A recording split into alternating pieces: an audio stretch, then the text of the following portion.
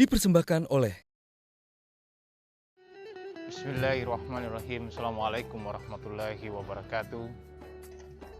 Saudara-saudara sekalian yang sama-sama berbahagia, salah seorang filosof Jerman pelanjut daripada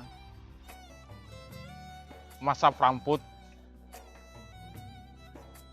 sepeninggal para pendahulunya seperti Theodor Adorno, Horkheimer, dan Herbert Marcuse. Ia mengembangkan tentang teori kritis.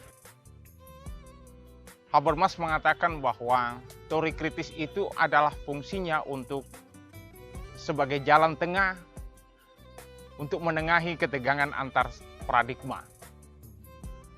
Kemudian ia melanjutkan bahwa teori kritis tidak hanya berfungsi untuk melihat fakta-fakta sosial pada satu sisi saja, yakni sisi empirik.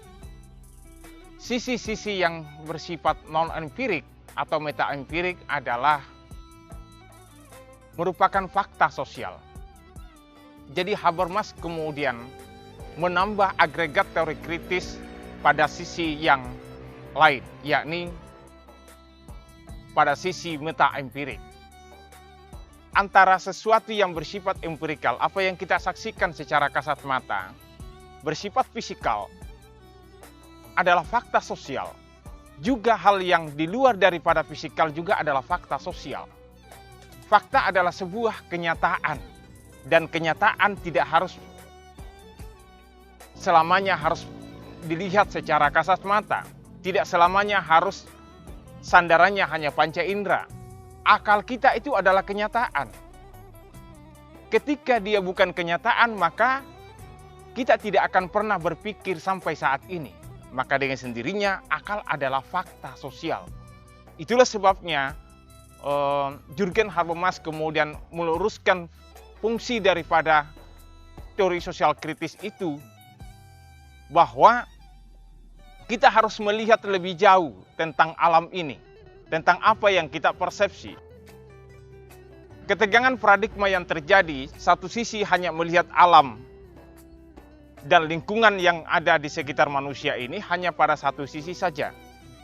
Dan paradigma yang lain dia melihat sesuatu juga hanya pada satu sisi. Oleh karena itu teori kritis ini kemudian ingin menggabungkan, mempertemukan ketegangan paradigma ini dan meluruskan bahwa alam ini fakta sosial tidak hanya bersifat empirik tapi ada meta-empirik. Salah satu senada dengan itu, saya mengutip satu istilah yang disampaikan oleh Syed Husain Nasir tentang hubungan manusia dengan alam. Dia menyebutkan satu istilah yang disebut dengan teofani. Teofani adalah melihat kehadiran Tuhan, bahwa Tuhan itu maha universal, dia hadir di mana-mana.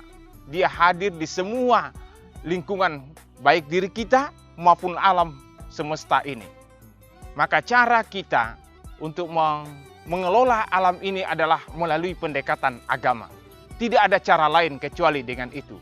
Setiap ajaran agama mengajarkan tentang nilai-nilai spiritual. Agama apapun yang ada di dunia ini, masuk Islam,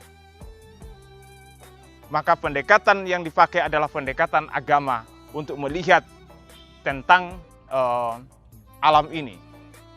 Ketika dihubungkan dengan teori kritis Jürgen Habermas tentang teofani ini, maka jelas bahwa ketika manusia hanya melihat fakta sosial hanya dari sisi empirik, maka pendekatan alam, hubungan manusia dengan alam itu hanyalah untuk kepentingan eksploitasi alam, untuk kekayaan dan keuntungan pribadinya masing-masing.